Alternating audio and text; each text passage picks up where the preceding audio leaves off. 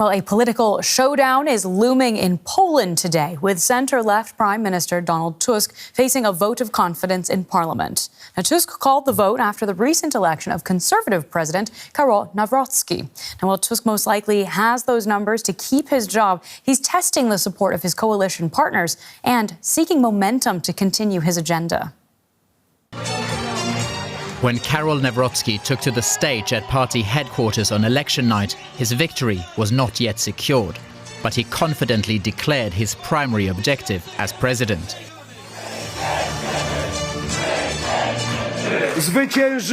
We will win and we will save Poland. We won't allow Donald Tusk's power to be all-encompassing. The Polish presidency grants Nav-rot-ski the power to veto legislation. His win casts significant doubt over the ability of Prime Minister Donald Tusk to advance key domestic reforms.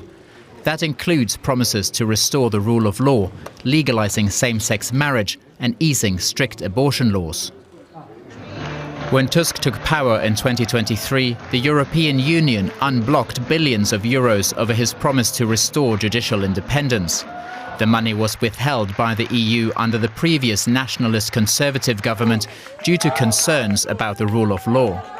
Now, without the cooperation of the president, Tusk's reforms are unlikely to take place. The EU has mechanisms to freeze funds again, and Brussels will be watching closely for any backsliding. When it comes to the war in Ukraine, Donald Tusk remains a steadfast supporter of Kyiv, like his right-wing populist predecessor. But while President-elect Nav-rot-ski has said Poland must continue to support Kyiv's war effort, he opposes NATO membership for Ukraine. Still, Tusk's foreign minister recently underscored this rare cross-party consensus on supporting Ukraine's defense. President Nav-rot-ski comes from the Law and Justice Party side of the Polish political divide, and I remind you that the majority of defense contracts we are now financing were signed under the previous government. So I expect him to be pro-defense. He clearly agrees with the national consensus that Russia has to be deterred. Nav-rot-ski's relationship with Donald Trump could prove advantageous for Donald Tusk. Nav-rot-ski received Trump's endorsement and visited the White House. Given Poland's significant defense spending, projected to reach 4.7% of GDP this year, close connections with the Trump administration could be valuable as NATO navigates an uncertain security landscape. Tusk's political camp holds a 30-seat majority in Poland's legislature, and the Prime Minister is framing the confidence vote as an opportunity to reassess and improve the government's performance.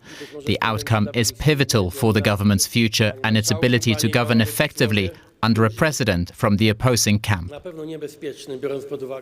would like to welcome Boguslaw Chrabota, the editor-in-chief of Gremi, a large media group in Poland, and joining us today from Warsaw. So it appears Tusk seems confident that he will win today's vote. Could you explain for us what exactly he is trying to achieve with this? It was no other chance for him just to have a new opening in his politics and to present to Polish audience that he is still capable running this country.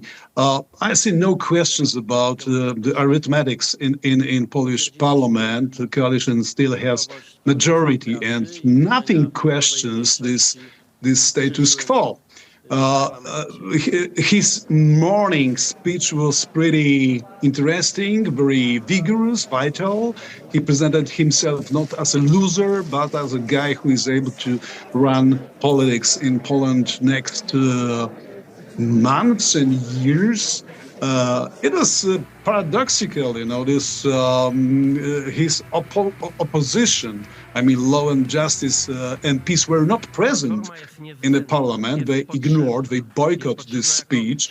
Paradoxically, it was even good for Tusk because he has no rumors from the opposition in parliament, and he was speaking to his supporters, to his coalition partners. So now we have questions asked by there's a long line of 270 questions to him, such a procedure in Polish parliament. And just after probably late afternoon, we will have votings. So I really don't expect anything special in this. He will still continue his mission as a prime minister. I'm sure about it.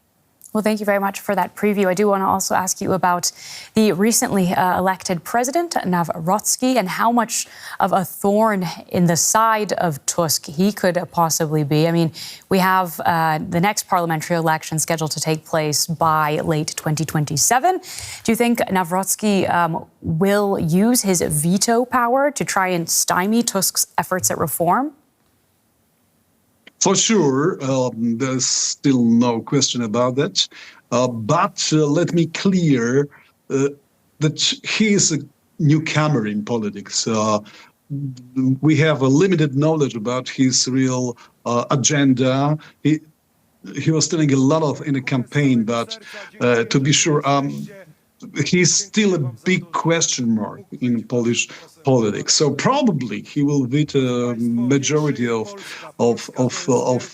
regulations supported by this government. But I think there is still a space for kind of collaboration and general interest,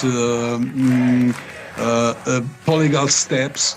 I don't think that it will have a question over our role in the union. Will have no question mark of the matter of support for Ukraine, etc. So I don't think that we are expecting really a revolution in Polish politics. I find it very difficult for Tusk himself from the point of view of cohabitation with Mr. President. But generally, I think that the situation from the point of view of union and our common interest in Ukraine will be the same. Yeah, and domestically, do you see areas where there will be greater tension, where they won't work together? There are a number of reforms promised by Tusk government in his campaign 2023. I mean, changes in a justice system, changes in education, for example, abortion matters.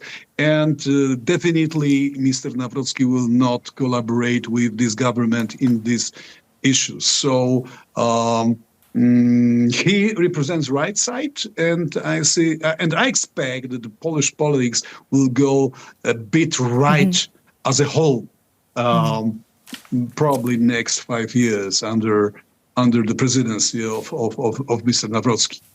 Well, thank you so much for joining us today to share your insights. We've been speaking with Boguslaw Chrabota. Thank you very much. Thanks a lot.